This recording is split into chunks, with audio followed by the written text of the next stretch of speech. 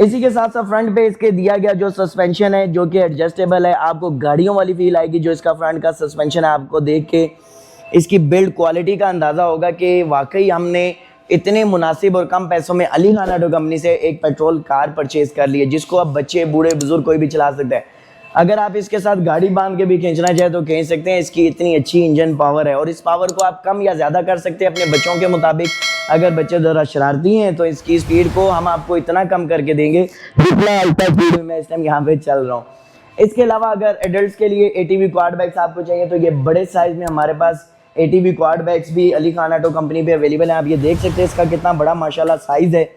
Jeep size जो mini Pizarro size होती है उस साइज़ के अंदर ये एटीवी क्वाड बाइक है। और दूसरी बात मैं बताता चलो, गिलगित बल्तिस्तान, स्कर्दू, चिलास वाली साइड पे हमारे पास जो मरीज से बहुत सारी क्वेरीज आती है, गुजर खान वाली साइड या हमारा कलर वाली साइड के बहुत ज़्यादा हमारे पास क्वेरीज आती हैं।